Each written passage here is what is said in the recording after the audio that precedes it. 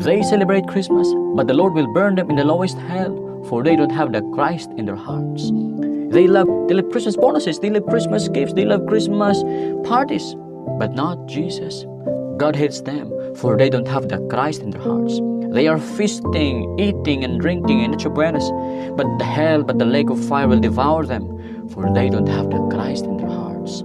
They love to sing joy to the world with angelic voices, but the anger of the Lord rests upon them. Hypocrite, Jesus said, these people honor me with their lips, but their hearts is far away from me. They profess, I believe in Jesus, but God denies them.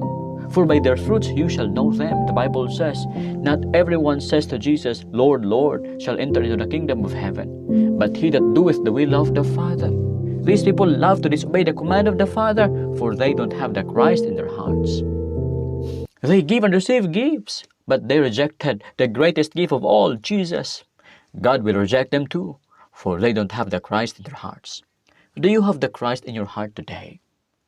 Are you sure that when He comes again, He will receive into Himself? If not, today is your opportunity. Receive Jesus Christ. Behold, Jesus Christ is standing at the door of your heart. He is knocking. Jesus said, if anyone hears my voice and open the door, I will come to him and dine with him, and he with me. The Bible says, he that hath the Son hath life, but he that hath not the Son hath not life. Do you want to have everlasting life? The Bible says, have Jesus Christ. Receive Jesus Christ into your heart.